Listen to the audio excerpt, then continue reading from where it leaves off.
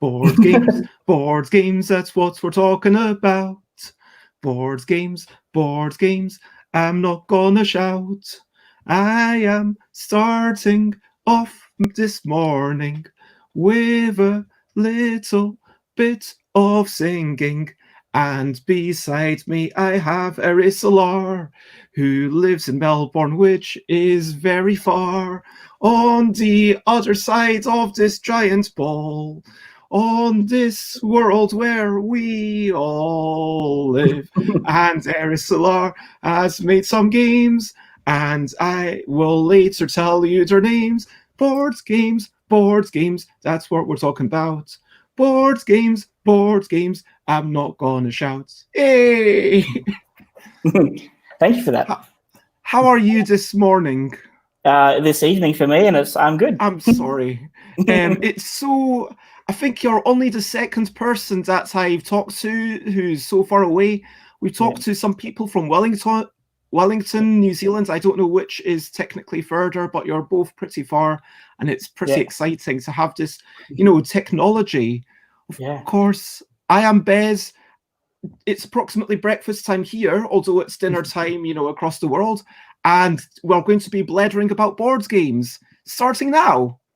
And so we have Eris Alar from Melbourne, Australia, who is a graphic designer. You've done a lot of work for the Salvation Army. You've even been contracted to make a board game about chocolate for them and done other stuff. And we're going to get into your photography and everything later on. And it's so lovely to have you. Thank you for joining us. Thank you for having me. Yeah, really appreciate it. And to everyone who's watching, please, if you're there, well, I know that I can see you, but feel free to just comment. Let us know that you're there. And good morning, Alan. It is lovely to see you.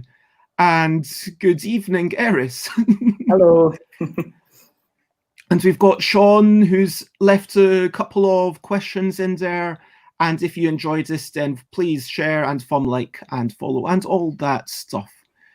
Of course, as always, we are going to start off with brilliant things, brilliant things. Here's a little thing that is brilliant. So, me, vegetables.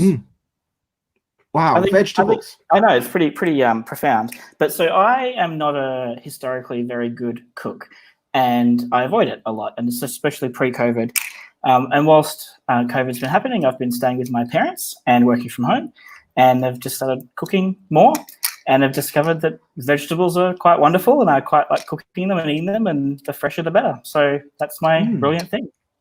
Yeah, just going back to basics rather than all these processed meals, having a fresh vegetable that you can just slice and then fry up, or you can grill it up. Yeah. Some vegetables, you can have them raw. I mean, there's so many ways to just put a little bit of spice on it, but some of them already have so much flavor. I mean, there's vegetables. Yeah, I think they're pretty brilliant. Yeah. Straight. Let us know in the comments, what is your favorite vegetable? My favorite vegetable personally might be an aubergine. What's about you? I think it would probably be actually potato.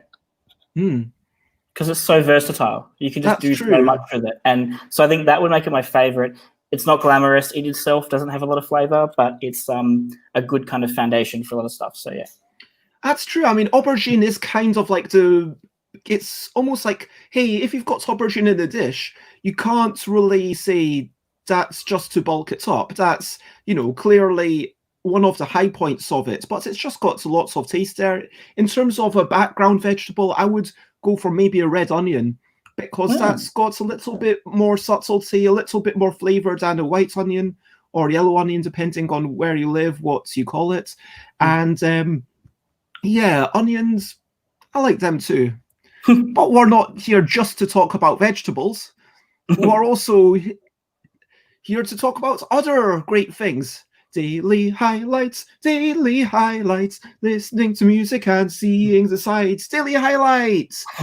Okay, so for me, one of my daily highlights, which I'll get to in a moment, was playing Pandemic Legacy Season 2 with housemates. The other daily highlight was just, yesterday, I managed to touch my foot whilst hula hooping. I was very chuffed. So literally, whilst the hula hoop's going round, just when the hula hoop kind of clips me from the front, I've got to lift my foot and get my hand down and slap the sole of my foot. I'm really proud, and I managed to do this several times concurrently. That's phenomenal. That's great. Yeah. Concurrently, I mean consecutively. Consecutively, yeah. Concurrently, yeah. Yeah, it's like, multiple hands and multiple feet. But yeah, I was quite chuffed, and yeah, just sitting out, standing out in the garden with two cats watching me, and with a few folk having a chat. That was. What about you? What's your daily highlight? Well, mine's connected to vegetables. Mine is I just tried cooking a stir fry yesterday for the first time, and so tried again today. But today, yesterday I used like a packet sauce just to kind of get myself started, and today I kind of mixed. I did a very basic thing of some 2 kinds of soy sauce, some garlic, and some honey, and made like a honey soy garlic combo, just for vegetables and noodles and chicken, and that was my meal for lunch, and it was lovely, and I'm really proud of it. I'm proud that I did it all myself, and yeah, so that was my highlight. Probably is actually successful cooking. Oh, and Alan Outson wants to give a shout out to hot peppers. Yep, good bits of spice and good after-con morning. Yes, because we've had I believe it was a big thing in the USA, BGG and Dice Tower, which I think Will Cook was going along to. Is that right, Will Cook? And so virtual, I forgot the name. I chose not to go there because, yeah, there's just so much going on. And for your own sanity, sometimes you need to say, yeah, I'm not doing this thing. I'm just going to chill out. I'm going to do a bit of reading. I'm going to, hang out with my housemates. But of course, Will Cook is from Europe, so very little sleep. Now, moving on. Games that we've been playing. Games.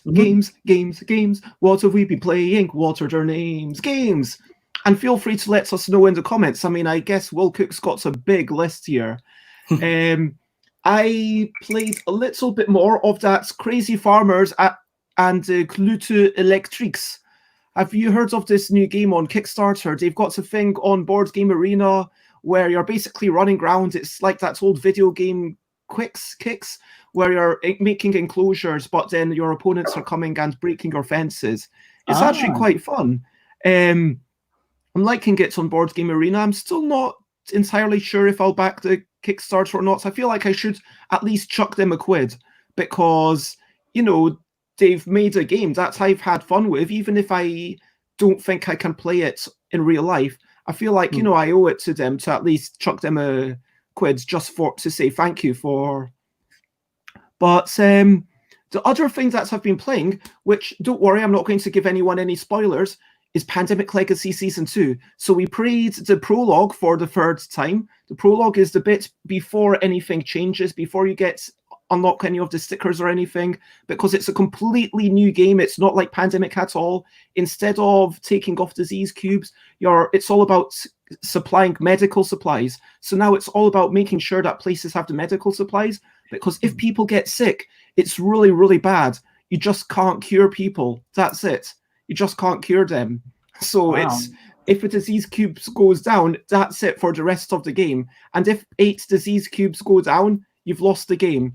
Wow. And we lost, but normally it's all about having the medical supplies, that if you've got sufficient medical supplies, people can come off. And I was actually peeking at the thing afterwards, and the names of the things, it was like lockdown and things that we're very familiar with now. Yeah, so it's actually quite close to the bone.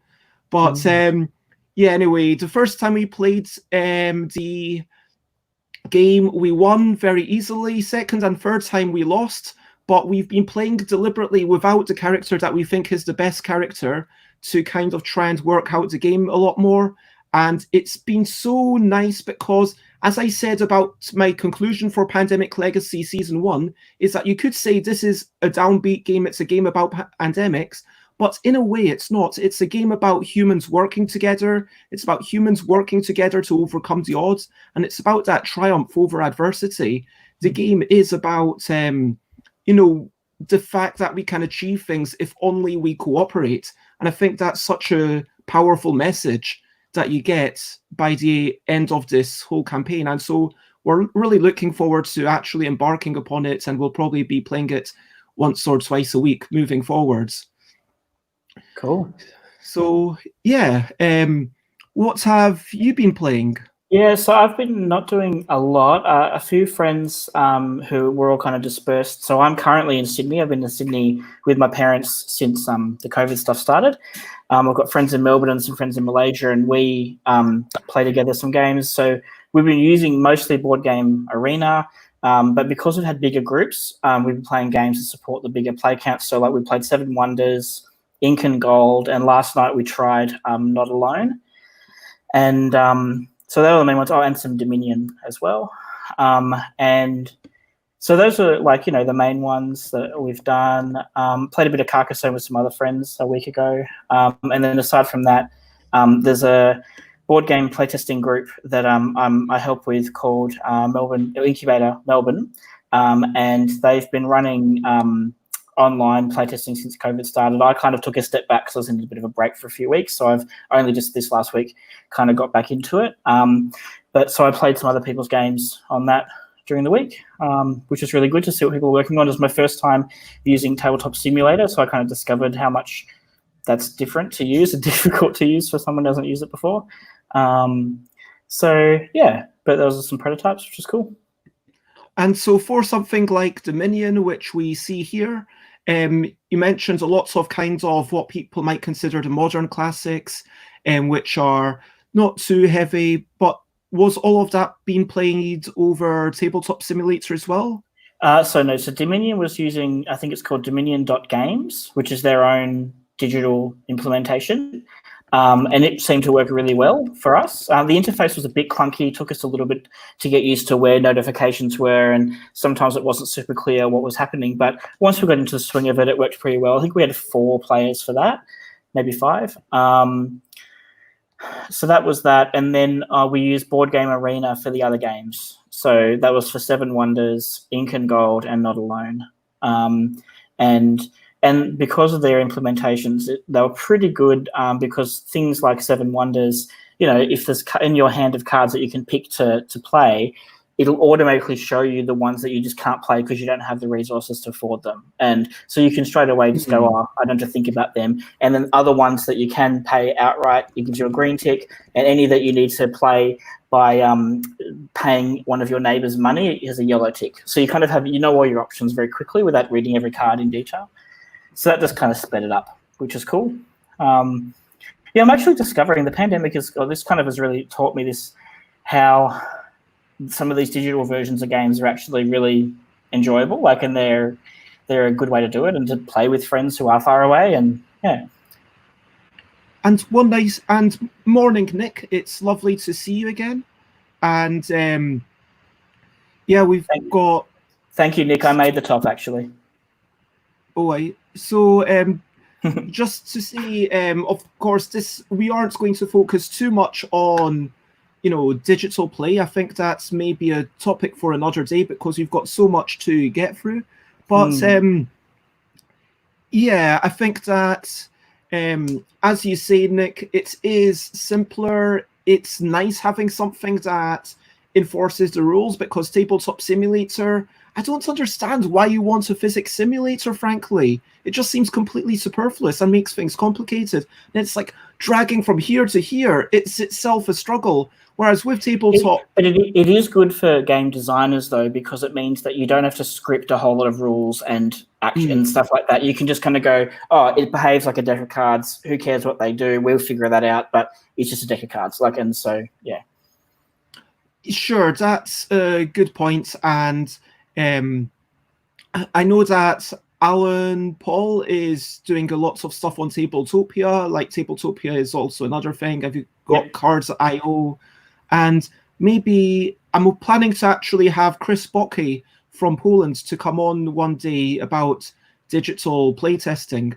But as a player of games, I think also Tabletop Simulator for published games, the whole financial model's a little bit questionable because they aren't generally.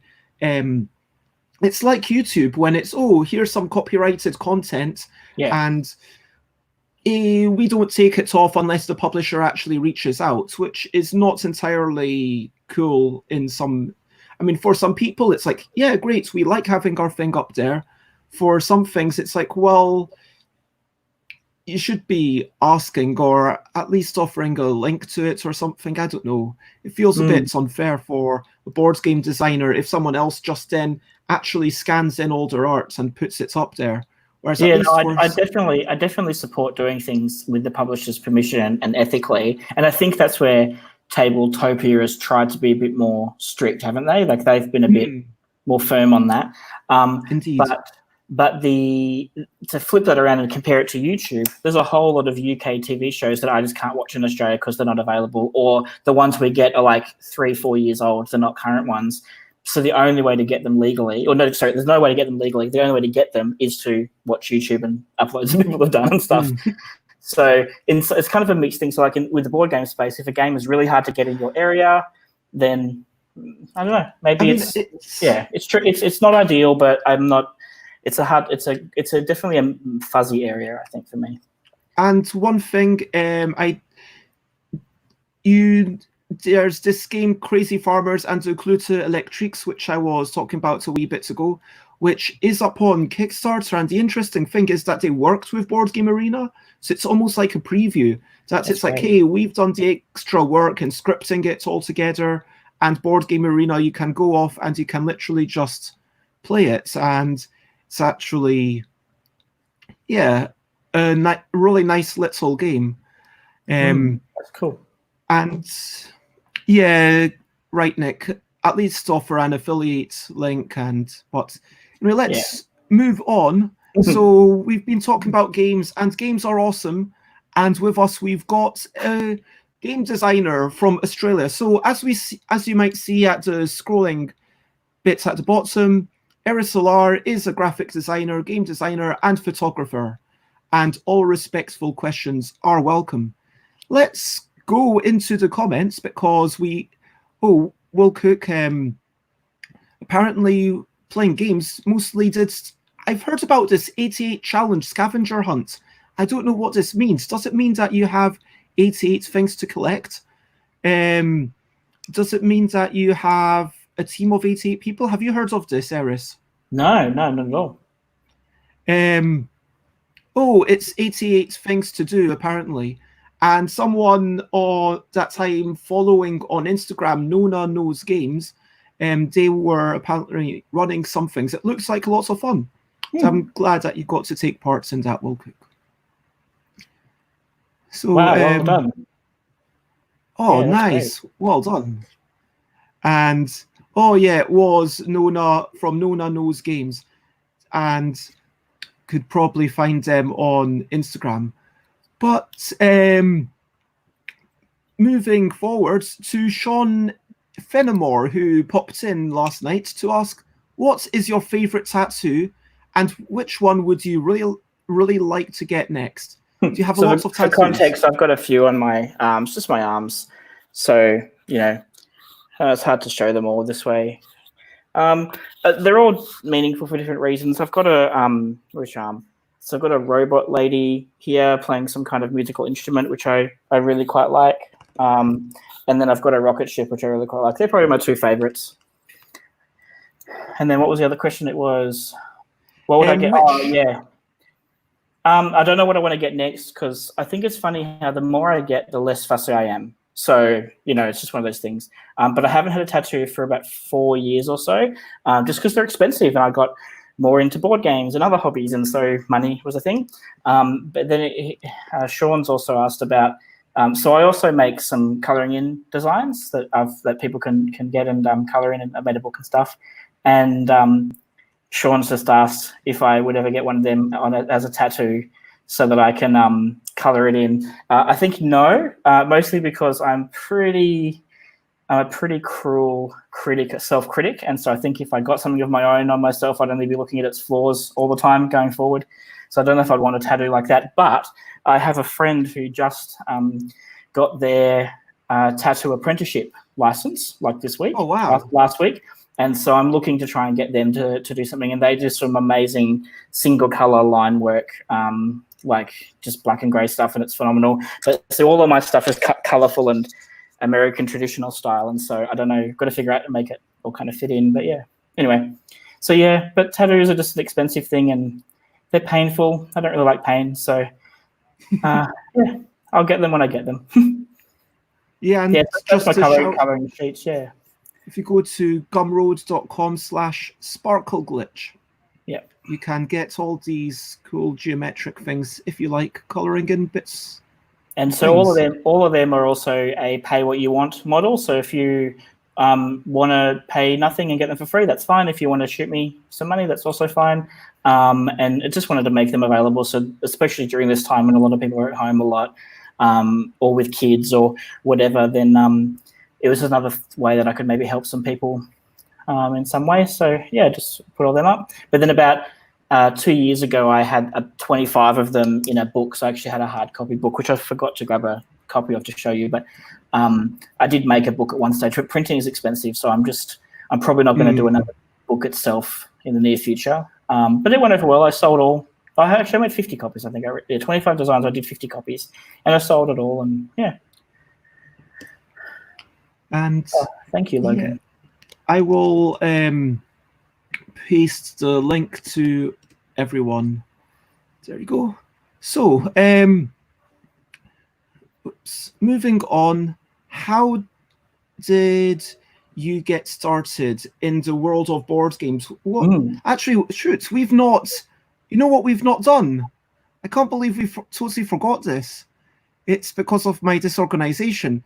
It's time for quick questionable questions.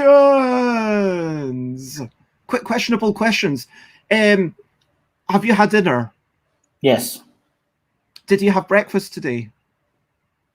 Not really. No. What was the last thing you ate? McDonald's. Okay, be more specific. French fries. I think it was the very last thing I ate. Okay. Iced coffee or hot tea? Iced coffee. What's the best thing to eat or drink whilst playing games? Okay, I am a huge fan, not sponsored, of Pepsi Max. So that would be my preferred consumable. Okay. Who's the last person you spoke to in person? I think my dad said goodnight about half an hour ago. What's the last game that you played? It probably would have been Not Alone, but the digital version. In physical game, it was a prototype of mine that I played on about Thursday last week. Books or podcasts?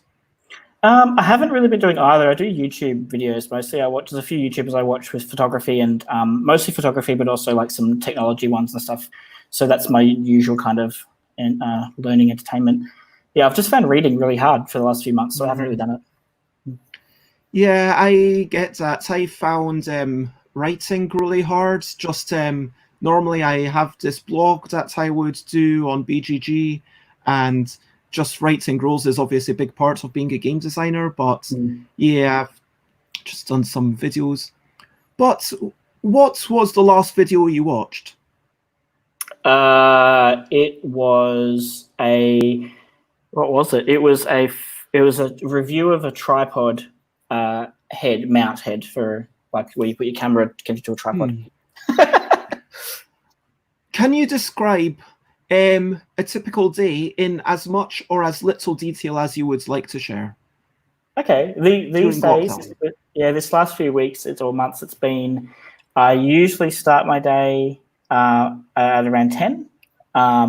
and I will work for a few hours, 2 to 3 hours, and then I'll usually cook some food for a late breakfast / lunch, work for a bit more, and then in our household here, my mum is usually working from home. I'm here, and my dad's been going into the office so we actually all work for the same. We all work for the Salvation Army. It's a bit of a funny scenario. Wow. It's just how it happened. They years ago. So I started where I am in 2006, so 14 years ago, and they were the ones that just shared the job ad with me, but it wasn't anything to do with their teams. Anyway, so we all work for them. So, but they're now fairly senior people, and so part of their roles is looking after one of our sites here in Sydney, the main headquarters site. So my dad has to go in just to be a kind of presence there there's about, I think, 30 to 50 people that have to be on site. So he's in there for them. And so they will get when he gets home and we all kind of finish, we have dinner, and we usually have been watching some kind of British murder mysteries together, which is sort of a genre that the three of us kind of enjoy. So we're watching different ones of them. And yeah, that's been it. And then we usually, after they go to bed, I'll stay up and watch more nerdy YouTube videos, or maybe some kind of like science fiction, like Star Trek Discovery or something like that, and then go to sleep. Yeah. And then that's a normal day. On a normal good day, I take a break and I go outside and go for like a walk along, because where we are here is right near Botany Bay, which is the beach, and it's actually where the first settlement of Australia happened, so where Captain Cook came. And so I go for a walk and take photos. So that's kind of my other little thing. Yeah. That sounds like a really solid routine. So you already told us the last physical game you played. What is your favourite colour to play? Yellow, definitely. You say it as if, why is it self-evident? Because it's the best. It's really clear. So for me, it's very easy to see wherever yellow is here, there. Like it's just a clear piece to see. So on a game board, I find I know who I am. If I'm yellow, I can find it on the board usually easily. If it's a game though where subterfuge is needed and you want to kind of not let people know maybe how many pieces you've got on the board or where they are, then I might go for a color that blends in, like a gray or a dark brown or a black or something. But otherwise, yellow. Okay, cards or cubes? Oh, they're both amazing. So I don't know, cards maybe you can do more with them. Wooden meeple or plastic figurine? Wooden meeple. Stacking games on your shelf, do you put them horizontally or vertically? Horizontally, usually, if possible. Art or rules for a game? Whatever. They're both the same. They both have the same impact to me. So let's say art. Do you have a favourite, one of your top 5 favourite board games that you can share? Gosh, I wish I knew this question beforehand. I should have the list handy, shouldn't I? One game that I do enjoy is Space Park by, who's the publisher of that? My brain has gone. Space Park. Is it this one? Yes, that one. Yep. By Keymaster Games. Keymaster. Yeah, so that one. So that game is really good, and their game before that called Campy Creatures. Actually, Campy Creatures I would say is better. Both of them have just gorgeous artwork, very simple gameplay that works really cleanly. Both of those games I have taught to multiple people of different game levels, like player levels, in terms of their experience. And so Space Park and Campy Creatures I think are both really worth checking out. Yeah, Campy Creatures, the artwork is just so gorgeous. And especially the second edition, they refined the rules, added an extra little feature to it just to make it a bit more, I guess, have a bit more variety. And I just think it's a simultaneous action selection game, so everyone's got the same deck of cards and you're picking a character every time and they all resolve and have different powers and whatever, and it's just a beautiful but enjoyable game. So And finally, penultimately, let's say, do you have a local board game shop in Melbourne? Yeah, so the main one probably would be what's called Games Laboratory. And the reason why that is, so the playtesting group that I help run, which is called Incubator Melbourne, we usually meet there monthly. So I'm just there anyway for that. And they've been really good to us as a group. So they've been having us there since about 2014. So yeah, basically they've been really good. But Melbourne's pretty lucky. So nearly every kind of part of Melbourne, there's at least one shop that's within not too far away that's quite good. So Melbourne's pretty lucky, yeah. And what's your favourite thing to do? Design a game in terms of the rules? Do the art, the graphic design, or the publishing? All right. Probably the rules, like the initial rules, but not writing the rules. I hate writing rules. And there's games that I designed 4 or 5 years ago that I put aside for different reasons, and I come back to them now and I have no notes. I've just got components that I made, and I'm like, why did I not make notes? Because I cannot remember some important rules here. I've just got, things like boards and cards that I printed out, but no actual rules. So writing of rules, I don't like doing just because I'm terrible at it. But the creating the systems and coming up with that kind of concepting stage, I really enjoy. Yeah. Awesome. And I'm doing all that other stuff, like that publishing stuff for a game. So I'm working on a game for the Salvation Army right now, and we're in that late stage process of organizing artwork, getting it to the printers, and all that kind of stuff. And I'm just, my brain is melting trying to figure out like costings and quantities and shipping and like just the whole. It's not something I want to do with my life. I'm sure that Wasps would indeed support your color choice. And yeah, I mean, you can't really shuffle cubes, but you can definitely put them into a draw bag. Yeah. Just different colors. I mean, you is rolling a dice sort of like shuffling a cube? Yeah, I guess a die is kind of a cube, except that the face of the cube matters. I mean, it's a cube, Jim, but not as we know it. Yes. So, by the way, Nick made another comment about the coffee table book of board game designs and art. That's a fantastic idea. I think there is one that was done by Erin Dean. Yeah, Erin Dean, a person from the US, made a little book that had some publishing problems, but yeah, there's definitely space to have more board game art books. Why not? Yeah, I mean, so I don't know if you're going to mention this later. So there's a Facebook group that I run called Art and Graphic Design for tabletop games, and I'm just thinking maybe that's something I go through to the community to see if there's a way that we can do something. Yeah. So So we brought. I'm probably throwing your order out here by jumping all these links in. It's all good. So basically, it's a Facebook group where people are free to share stuff that they're working on. They can get feedback from other people, and I think this all originated back when in Cards and Board Game Designers Guild, someone was like, "Hey, I want to share my art," and someone was like, "Yeah, there's no space for it. Don't do it here." So we were like, "Hey, let's have a group." Sort of. It was I started it, I think, in 2015, early, like January or February 2015. And it was because there wasn't any group that was solely about the art and graphic design side of games. There was that one which kind of loosely encapsulated it amongst other things, but nothing where it was like, we just want to talk about how to make the visual side of our games better and how to do that, connect artists and graphic designers with game designers and publishers.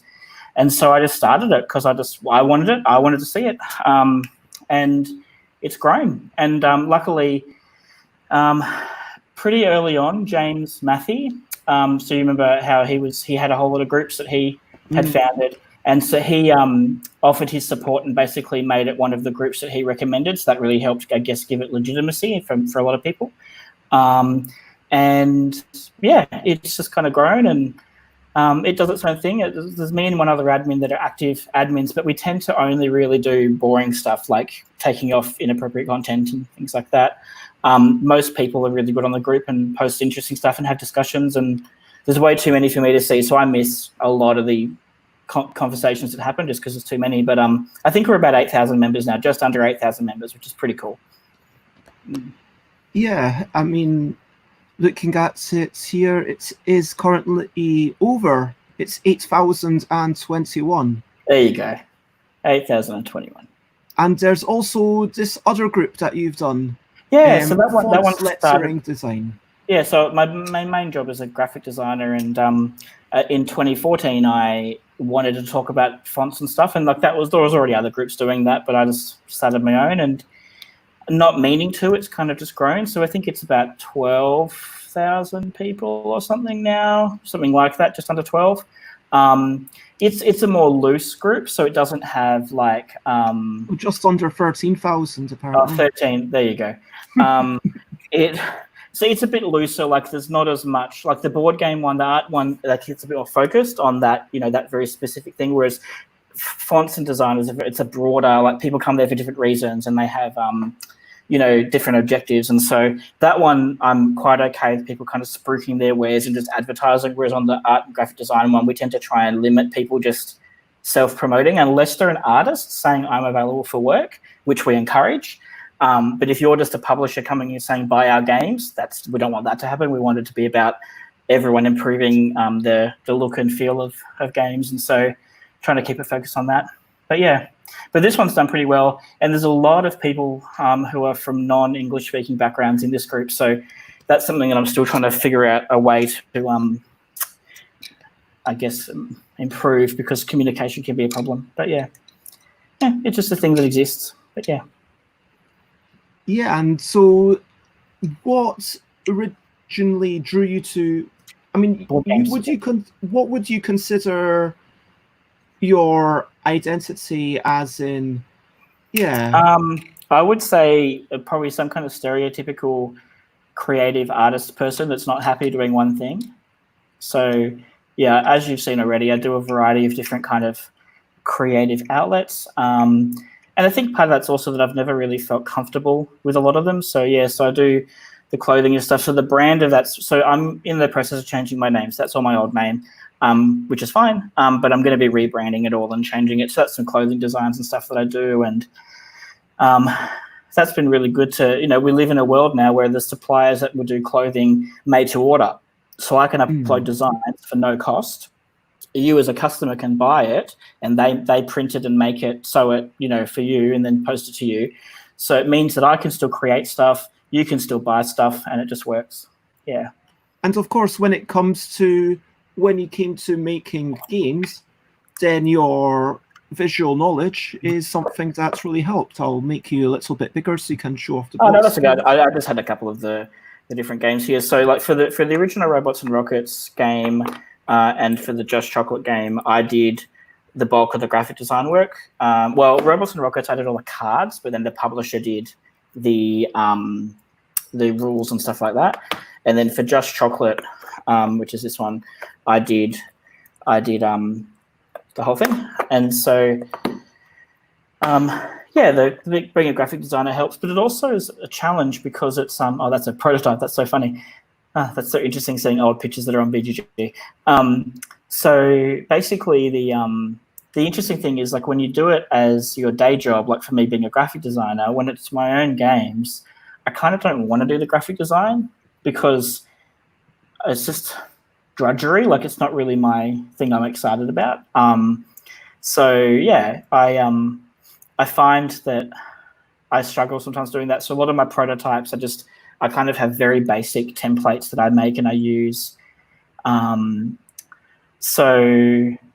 Nick. Okay, so that's good. Yeah, so I really enjoy just doing cardboard, like physical prototypes, and I tend to do that the majority, but I don't, because my handwriting and stuff is not very good, I will quickly mock up something in InDesign.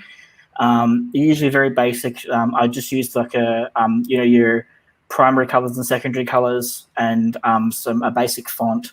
and I just kind of go from there and build as I need, and I only add and change things as the game design requires me to. And then, yeah, so I do that. So I usually will just do paper printouts, and for cards, just use card sleeves, like packets of sleeves, and just put some cardboard backing or another card behind it from an existing game, and just build up prototypes that way. I don't have a prototype with me; it's over on the table. But anyway, so yeah, I tend to work very basically, and the reason for me is that I use that sort of stuff that I can print off on a normal printer. Most of the time, my work is pretty supportive, and so they let me print stuff at work. Now, obviously, it's not excessive, so they're pretty fine with that. Otherwise, I've just got an inkjet printer at home that I use, and I'll just print on paper and do it. If it's something I need thicker card for, then I might go to we call it Officeworks here, but it's like just a place you can get cheap printing done to do other stuff. Printing is not their main thing. And so I'll just go and get some stuff printed and cut up that way and do that. But yeah, usually I rapidly prototype. So yeah. Just showing a few of the photos that you've shared with me. But some of my photos, yeah. Alan Outson does have a question. Sorry, it covers your face, but I'll do it. Yeah. Are there many board game artists seen as celebrities within the industry? Do you know?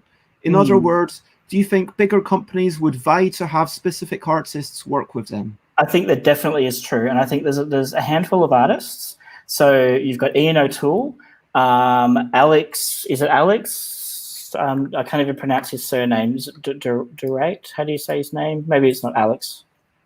I am Vincent Dutreet. Vincent. And then who's the person who did the artwork for Capital Lux and has done a ton of other artwork recently? They've done, I think their name starts with K. For Capital Lux.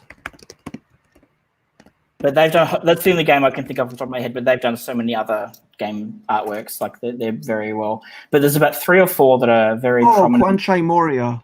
Yeah. Yeah, that's someone, and yeah, definitely there are people who, Quanchai does have such a visually distinctive style and a really interesting way of playing with color. Yeah, and like Ian O'Toole, one great thing. So I've got to meet Ian because he actually lives in Australia, the other side of Australia. But I got to meet him because the publisher who I used to be with, we were working on some projects together. So I met Ian and stuff. But Ian actually is great because he is a graphic designer and an artist in one. So a publisher can hire him and he'll do all of that rather than needing two different people. So sometimes that's can be a benefit if those people have those skills. But then saying that, there are some people who are just wonderful artists, terrible graphic designers, and there's people like me who are not that great as artists, but okay at graphic design. So, yeah.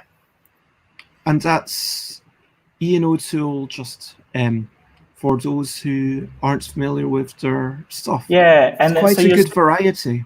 Yeah, and you'll see like Board Game Geek did those artist series of posters where they got artists to reinterpret game covers and stuff. Have you seen them? So Ian was one of them, and a few other people have done them, and they're also a great way, I think, if you're looking for kind of a big name artist. You could look at that. The other tip is, like, if you're a publisher and you are looking for an artist, obviously I made my group to help people find artists, but is to also look at games that you like and look in the credits who is the artist and contact them. I think that's a good way to do it. And I was actually in Nuremberg Toy Fair the other day, and then they had all these little books, which the idea is you take one of these books for free, and it's just showing artists who are still getting established. So you maybe reach out to one of them and it's going to be good for the publisher because they'll have someone who's maybe not as recognized and bringing something fresh to it, because there's so much that you can do for sure. Well, like, so the artwork for Robots and Rockets, when we put that together, and then for the second one, which is called Lightspeed. So this artwork was actually done by a friend of mine who I went to college with, and I loved his art style and everything. And then when it came to time for me to start work on my own stuff, I contacted him and just was sort of like, can we work something out and make it happen? And he was happy to help out. Now, obviously, starting out before, because I signed him on before I actually got the game signed with the publisher. And he was willing to work for a very low rate to help me out at the time. And it meant that we got started. And unfortunately, his work was good enough that the publisher was like, yeah, we'll use his work. And they hired him to do more work. And he actually worked on other games with them. But that was someone who wasn't really known in the board game industry, and probably a lot of people still don't know who he is because he's not, a super big name, but his work was good and did what we needed. So yeah, and more photos, yeah. Back to your personal photos, whilst we talk about what Nick Butler says of what is the wrong way to approach an artist or a design, and what is the right way? Usually the wrong way is just with disrespectfully, I suppose is the best way of saying it. So just assuming that they're going to do things for you for free or for cheap, without any relationship there. And also just sort of being generally rude.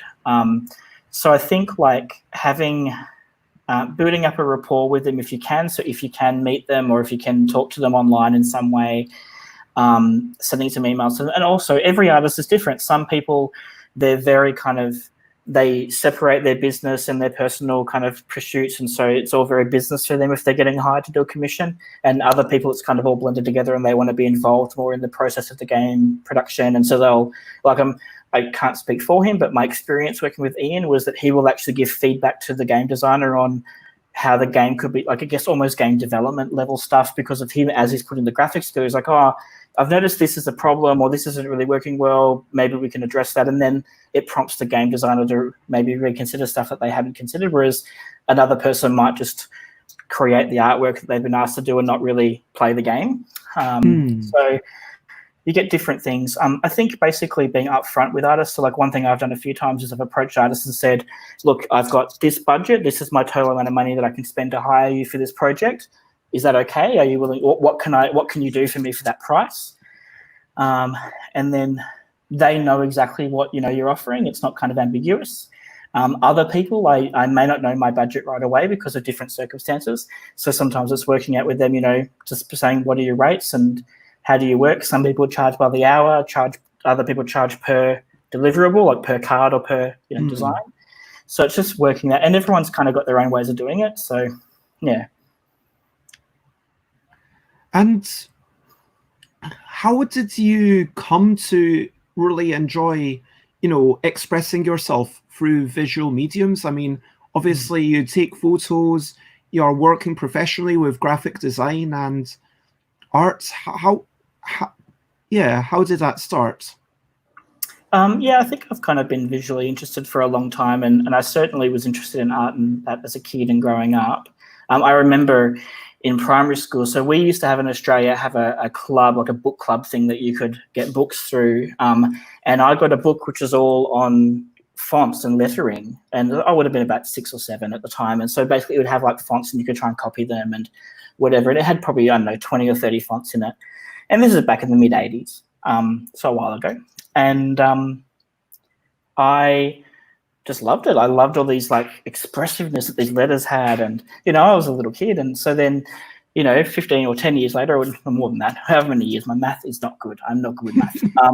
But how many years later, I was pursuing other things, and then I realized that I just really enjoyed graphic design, and as I learned what that was, and so I did more of it, and then it became my career. Yeah. And Alan Outson in the comments talks about how brilliant rockets and robots are. And did you get the tattoos before or after the game? Did one inspire the other? And yeah. What was this? That was your first published game. So do you feel proud of it now? Let's talk a little bit about that game. So my dirty secret is it's not just my first published game. It's my first game design ever. And I know that that's a no-no. Most people say don't get your first game published because usually your first game is your worst game. And maybe it is, but no, I've made worse games. But the thing for me just happened to be that because of my graphic design background, I think I had a framework in my head about how to approach design as a broad kind of concept. So who is my audience? What am I trying to say? What are the limitations I'm working within? So with Robots and Rockets, I knew that I wanted it to be a small card game, so I didn't want it to be a big epic board game. I knew I wanted it to have something to do with, well, I'd read a blog post that really resonated with me, and I'm not sure I agree with it totally now, but at the time it made a lot of sense, which was that players overcoming hurdles is kind of one way that enjoyment can be had, is when they've overcome, gone through something. And so I was thinking through, what's a setting where you naturally have hurdles that feel normal and natural, so players don't feel like they're being just put with fake barriers in front of them, but they have to overcome. And so I thought of an airport and just getting through security and stuff like that. And that was the genesis of the game. And then it became sci-fi themed, but the basic idea is you're putting passengers onto rockets and launching them. So it's very basic. But that concept genesis was there. So because I used that kind of thinking, I approached it that way. And then, I had to learn a lot of, like, for me, the biggest learning was more like math, like learning probabilities and figuring out spreadsheets a little bit, and looking at the numbers, like, why have I chosen 3, 6, 9, and 12, and getting that stuff to kind of feel like it was working well. And I had to learn all that stuff. So yeah. And with the tattoos came first. I've just always liked science fiction, and the big reason this ended up being Robots and Rockets was that, so I started working on it in 2014. It got published, like released at the end of 2015.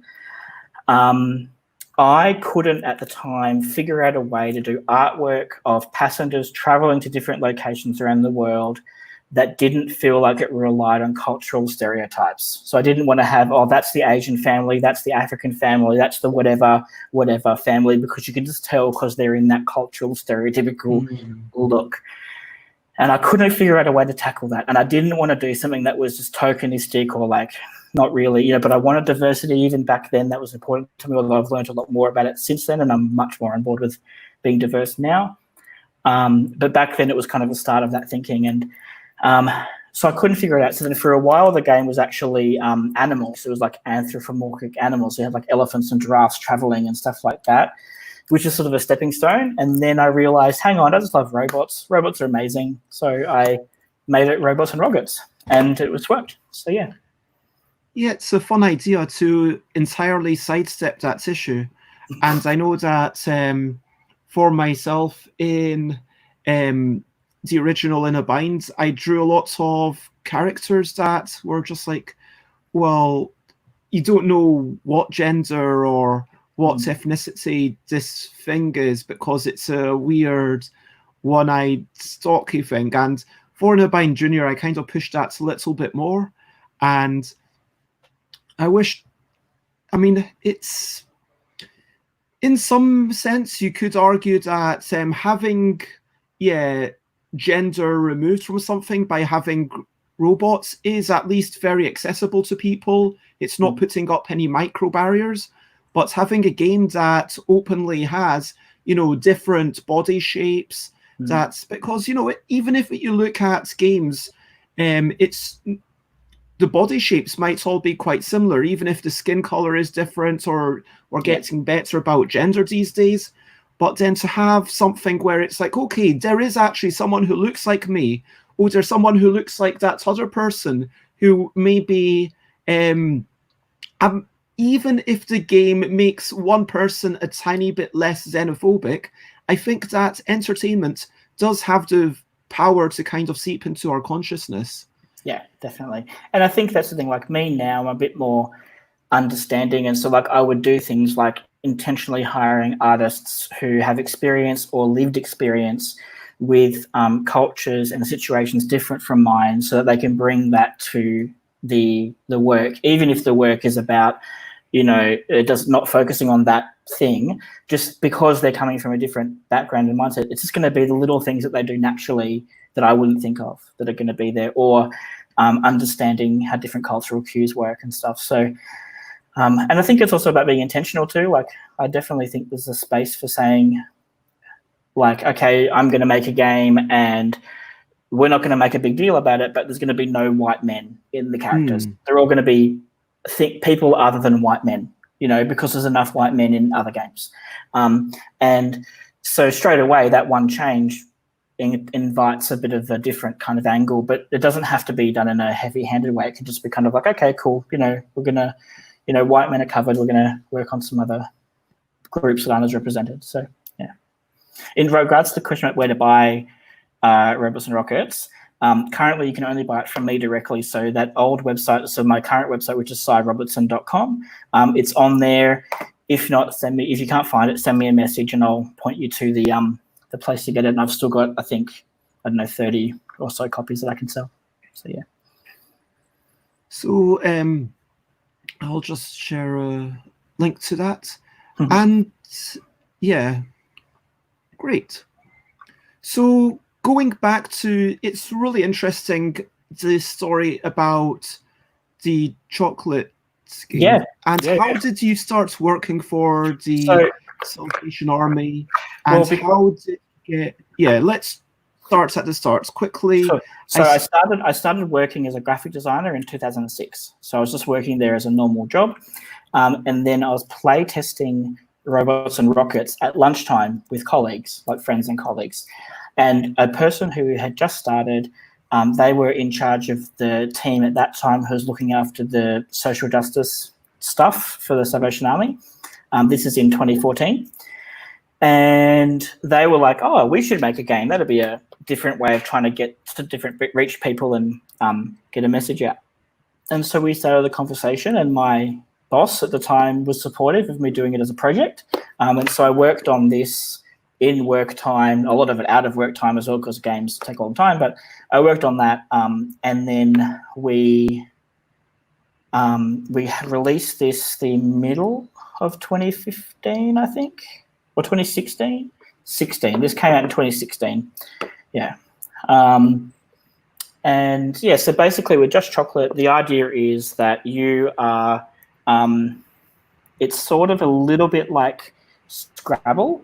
So you've got ingredients to make chocolate bars. So you've got like cocoa, milk, cocoa butter, and you are basically laying them in a grid, and you can only place them if it's a valid recipe. So you have to follow the recipes for white chocolate, milk chocolate, and dark chocolate. And there's each ingredient comes in two varieties. One is ethically sourced and one is unknown sources. And basically the ethically sourced ones always score more points. So the message of the game is, if you have a choice when you're at the supermarket or wherever to buy an item and it's got certification that it's got some kind of accountability about how the production line was done, then pick that one over the one where you just don't know where it's come from. You don't know if the people have been looked after in the process or whatever. So so that's what that was about. And yeah, it worked really well. It was kind of fun because we actually also had made a giant convention size version. So they would take it to like social justice events and have these, giant version played. And yeah, that's some of my prints on clothing. So yeah, the clothing print's done. So just so people know, except all the previous photos were taken by Eris, but these ones are taken by customers just to show them wearing these prints. Yeah. And that's definitely a fun little photo there. And so was it totally, what unique challenges were there in making a game for the Salvation Army? Yeah, so what led out of that, doing that game has led me to do more games now for non-profit or kind of message first kind of customers. And so one thing that I've learned a lot is that these people will come and they'll say, we want to make a game because we think games are a novel or interesting avenue for us to explore. Our audience isn't used to it. We're not really game publishers. And in fact, a lot of the times the people I'm talking to, they're not gamers themselves. They've just seen me playing and going, oh, I like Monopoly, I like I'll give this sounds fun. Like that's their framework. They don't have anything else to work with. And so the difference is that usually you're coming from a message first. So like in this case, we had a goal with what do we want people to take away from the experience more than just that was a good or bad time.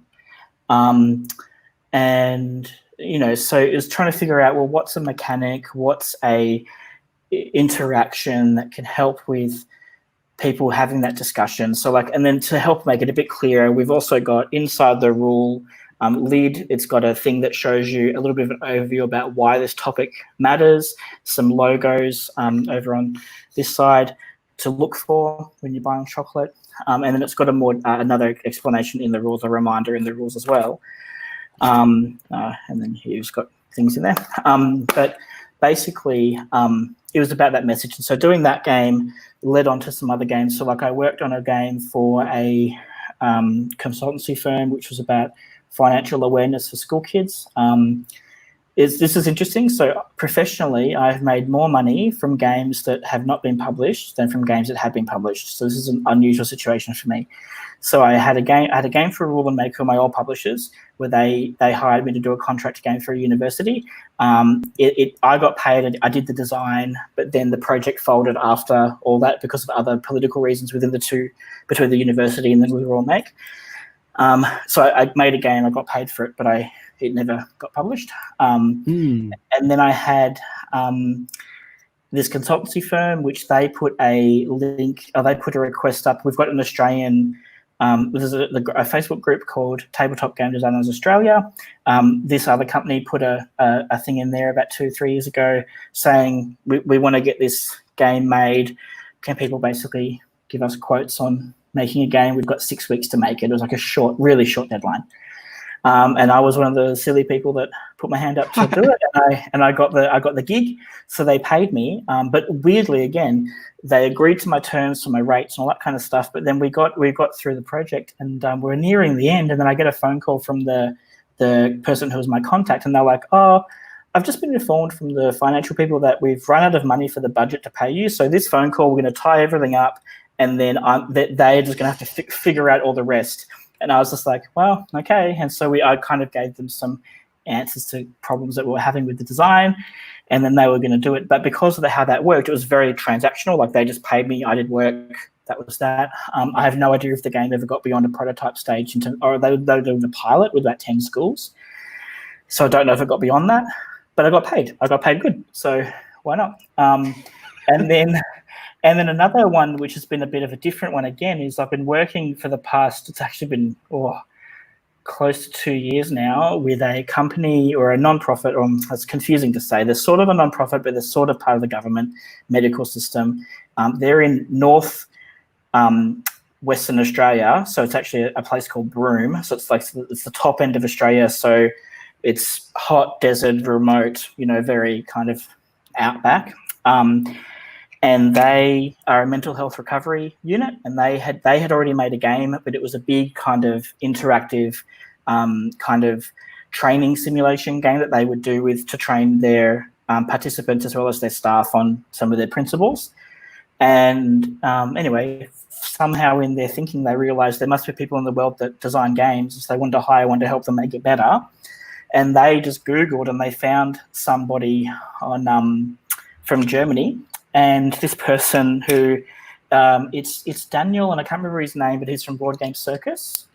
Kazmaier? I'm not sure. I'm sorry. I thought his name started with a T, Daniel T something. But it's Board Game Circus anyway, was the company that he was associated with. I'll look it up. Doesn't matter. But we were connected on Instagram. So this company found Board Game Circus just through Googling, contacted them and said, we want to do this. And then he was like, oh, why don't you talk to this person who's actually in the same country as you? So they put them in touch with me, and we led to this thing, working on it together. So I did a whole game for them. We ended up having a meeting, and they said, let's just make a new game, not try and make their one better. And so we made a board game, but then they didn't like the game that I made. They felt it was not quite suitable for their audience just yet. So then they actually flew me over to Broome, and I had a 4 or 5 days there where I worked with their team. We crystallized what we were going to do.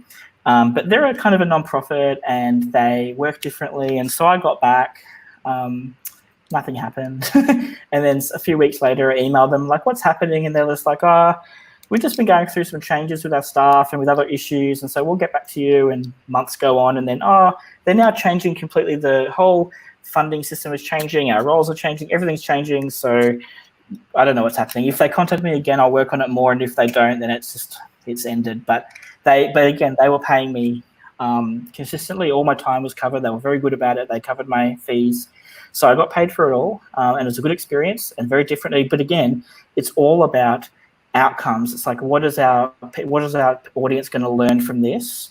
What's the message first? And so then my current project, the one that I've been working on for the last 2 years, is, I'll just quickly grab. And just so folk know, I couldn't quite find Daniel's surname. That's okay. Yeah, it doesn't matter, as you say. So this is my current thing. This is called Our Village.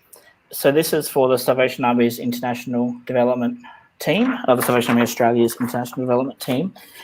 So this actually started out as it's actually now 2 games. It was 1, it's now 2, and it's a game with the intention of raising awareness about international development and what people face overseas. So we started with the game, and the main game we are calling It Takes a Village, and this game is called Our Village. It Takes a Village is a cooperative worker placement game. So it's 4 people, and you each have a family of workers like meeples, and you've got adult workers and children workers, so big meeples and little meeples, and the children can't do it. Like, actions they take are risky, so they risk injuring themselves when they go to the shops or collect water or whatever it is. And adults don't have that problem. And basically it's a cooperative game, so you're trying to get enough food, clean water, and money to survive each round. And if any family can't pay their survival costs, then they get sick. And if any family has all of their members sick, so everyone in their family sick, then everybody loses the game. So you want to try and keep everyone healthy. And it's a hard game. And so you lose probably half the time at least. But again, it's about this message. The point is to say, hey, if you're born into poverty, if you're born into a place that has a lot of natural disasters, if these things are happening that you have no control over, you can still do the very best as a person to manage and still have things not work out. And so it's trying to offer some emotional, I guess it's probably like an emotional awareness is what it's aiming for. It's like, hey, what does it feel like to be in poverty? What does it feel like to not be able to have enough food for your family? So I'm really proud of it, and I'm really proud of the game, but it's proven to be a heavy game, or medium to heavy game, so it's kind of like a 2-hour game. So maybe not quite the potential reach that you would have liked it to have. Not the potential reach, and it's just too expensive. So the manufacturing cost, and then therefore the sale price is too high for the major audience. Now, we've been working at ways to do that, to tackle that, but COVID has kind of just wiped all of our opportunities for funding and stuff out, or at least slowed them down. So in January this year, what I decided, because I realised these problems, I realised that this game was going to be too big and too expensive. So I thought, can I work on a really simple card game that does not have the depth? It's way more simple, but at least just introduces a hint of international development concepts in some way. And so that's where Our Village came from. So Our Village is just a card game. It's currently 2 to 6 players. It's going to be 2 to 6 players. And it's kid-friendly, family-friendly. And basically you're building... I don't know if I can share my screen. Can I share my screen? Yes, you can, by pressing the little button at the bottom. Okay. And just, I think it may not work. That's all right. Don't worry about it. If it doesn't work, it doesn't work. But basically the principle is that you're building buildings which can benefit the community. So if you build a medical center, that's gonna, like a clinic, then that's gonna help a lot of people. So we want to have that in our village. And building goat pens is good because it's more food and income for people and stuff like that. So the card game is not cooperative, because one thing I learned, and you may already know this, I found that my research and experience playtesting is that people who are not board gamers, so they're kind of casual gamers or non-gamers, seem to really struggle with cooperative games. So they struggle with the idea that they can't win the game by themselves.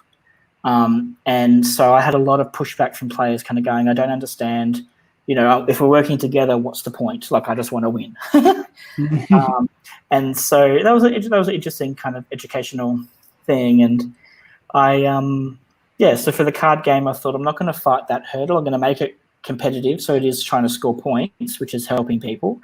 But it helps to introduce some of these other ideas about why these types of buildings are important, how they can really help people's lives in different communities. And so, yeah, it's been an interesting thing. And so that's the current one I'm working on. Yeah. I think that it's really interesting to get this perspective of someone who is the bulk of their design work is basically contractual, because there's obviously lots of people working on a contract basis for Hasbro or Fantasy Flights. They have a lot of in-house designers. I know that Nikki Valent's got lots of starts originally, but having your situation where the bulk of your work is for graphic design and illustration for other projects, and it seems to be something that you've almost created this new job for yourself to some degree within the company. Sort of happened.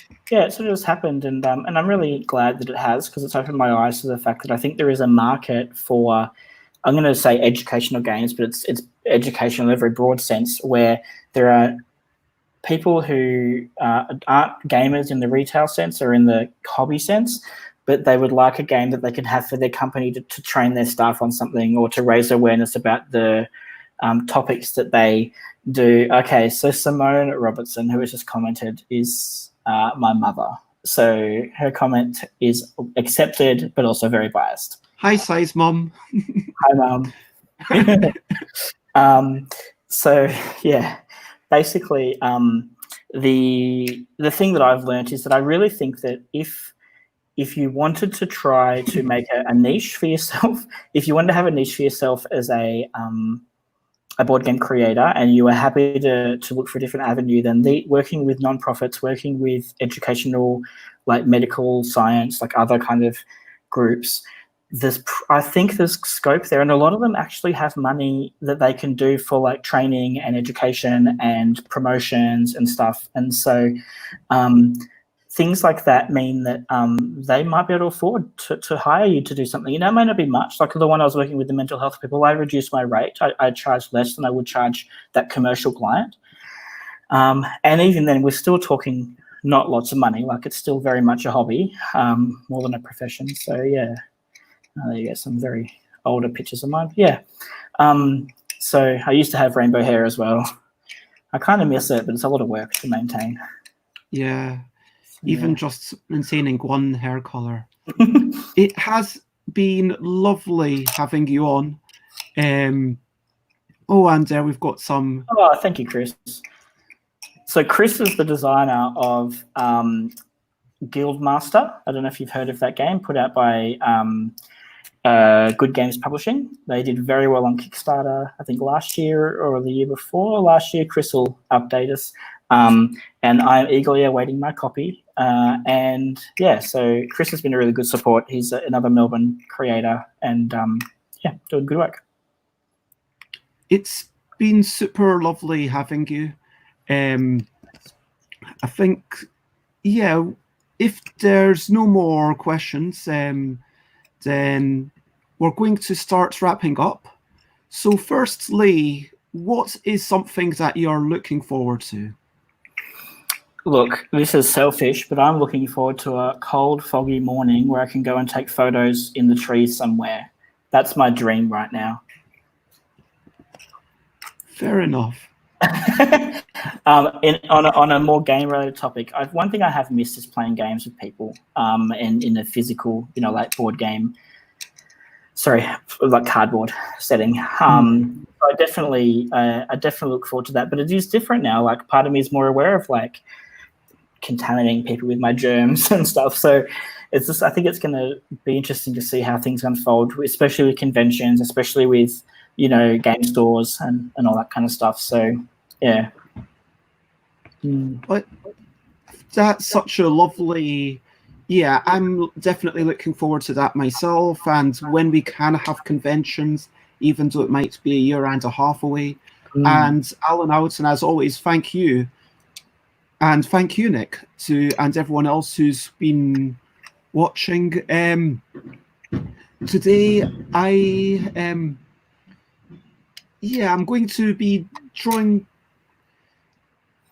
Look, this is a really weird one, but I'm looking forward to detangling the left side of my hair.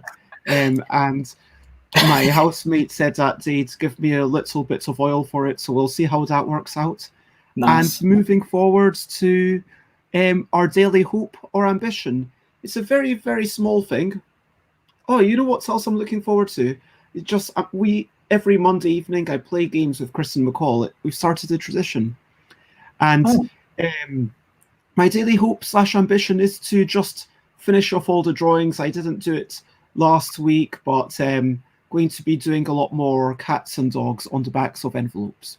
Cool. And hopefully sending off everything finally tomorrow, because I did a Kickstarter for little Kitty Cataclysm stickers, which once these are all sent out, then I will start sending them out to people who potentially did not back the Kickstarter. But it'll be it's always a big achievement when you get it all sent out. I said I would do it in June, and I would say 70% of it has been sent out. The remaining 30%, fingers crossed, it will be done tomorrow. So hopefully it will get to you like a couple of days in the future. Oh, that's cool. Yeah, how about yourself? On a professional setting, we're trying to get this Our Village game to the printers and done. So I'm in the middle of trying to get the rule book done and managing other logistics like finalizing artwork and things like that. So for me, the daily ambition is to work on the rule book, because I manage to find ways every day to not work on it. There's so many other things to do. So I need to just spend some time each day trying to just work on refining that. And because it's something that I'm not confident with and I always feel like it's a struggle, I tend to put it off. So that's probably one for me professionally. And privately, I just want to take more photos. So go outside and take photos. That's my other ambition. And so, thank you everyone for following along. It's been super lovely having you. So thank you, Sean, who before we started gave a couple of questions. Thank you, Alan and Will Cook and Nick. Nick seems to be becoming a regular. It's lovely to see you. I don't know Logan, but it's really wonderful kind of feeling a little bit of a connection, and also Si's mum and yes. And so that's been super lovely. And as for a recap, I think that it's just been really nice kind of getting to know a little bit about how things came together, because we've talked a lot on Facebook Messenger and stuff, and it's just been nice kind of sitting down and having this conversation. Well, we said early on before we went live, like I only heard your voice for the first time yesterday when I saw one of your other videos, and you've only heard me for the first time today. And it's just weird. Like we've been online friends for 4 years or something, like quite a while, like 3 or 4 years. And so, it's just funny. Yeah. And if you want to follow Eris, apparently I have a strong Australian accent. Can anyone else? I don't think I do. I think Bez is making this up. So I think we need to have some kind of confirmation that my accent is very mild Australian, not strong Australian. Okay, let's put that in there. So people in the comments, let us know what kind of accent do you think that Eris has. And if you want to follow them, then Instagram.com/sparkleglitch13, Twitter.com/sparkleglitch13, Gumroad.com/sparkleglitch, and SciRobertson.com is going to be rebranded. It's still there. You can use it. Yeah. As for me, stuffbybez.com, twitter.com/stuffbybez, instagram.com/stuffbybez, twitch.tv/stuffbybez, facebook.com/thingsbybez. Apparently, I could have had Stuff by Bez. I've been informed by Alan Outson, but I definitely couldn't 5 years ago. So Facebook has changed their things. They definitely couldn't let you have FB next to each other back in the day. But I need to work out how to change it. And you can also email me on stuffbybez@gmail.com. And the next stream is going to be tomorrow at 10 a.m. as per usual. I don't have a special guest for... Oh, no, wait. Let me double check. No, tomorrow it's Alan Paul again. Oh, brilliant. And then on Wednesday... yeah, I'm going to be talking about live streaming, and of course on Tuesday, as always, 8 to 10 p.m. UK time. Although, yeah, I think we are probably going to see if we can bring it backwards in time, forwards. People say bring it forwards when it's earlier. That makes no sense to me. No, hang on. See, this was someone posted about this on Facebook today, and I'd never even thought about it. Because to me, if you say this meeting is now 2 hours, brought forward 2 hours, I would assume it's 2 hours earlier, like a 12 p.m. meeting is 10 a.m. But you're saying the opposite. No, I'm saying the same as you. So as well, other people think of it the other way, though, that it's going like away from you. I don't know. It's weird. Yeah. Language okay, so we've got some... Thank you. So Alan Outson says it's not strong. Nick says they thought you were from Ireland. Logan says it's mild. Thank you, everyone. I feel validated. Yeah, I'm just not familiar with Australian accents. I don't know when was the last time I heard an Australian accent. So for me, it's just... And Will Cook says, your accent isn't German at all. Thank you. So there you go. And yeah, tomorrow we're going to be talking with Alan Paul. And then after that, I got into... This is my 60th stream daily. And in a couple of days, I'm going to be taking another look back, which I want to do every month-ish. And I'm going to be talking about, yeah, changes that I plan to make, things that how I plan to progress forwards, and whether I'm still enjoying it. Because I think it's sometimes good to, rather than saying, oh, I've done it every day for the past, 60 days, therefore I should keep going until whenever. It's like, is this still offering me a benefit? And I do think I'm still enjoying it, but yeah, we'll explore now that I'm starting to do fewer reviews, how we can choose them. We'll chat about that. And Alan Outson says that their brother lived in Australia for 15 years. Regardless, it has been super lovely. Do you have any closing thoughts before we finish up? No, just everyone try and look after themselves. And be kind, stay safe, stay strong, and stay sane. Yeah, definitely. Thank you, Bez. Bye, bye, bye, bye. This is a goodbye song. Bye, bye, bye, bye. Thank you for watching along. Bye, bye, bye, bye. This is the end of the show. Bye, bye, bye, bye. And now it's time to go. Bye, bye, bye, bye. This is a goodbye song. Bye, bye, bye, bye. Thank you for watching along. Bye, bye, bye, bye. This is the end of the show. Bye, bye, bye, bye. And now it's time to go. Bye-bye. See ya.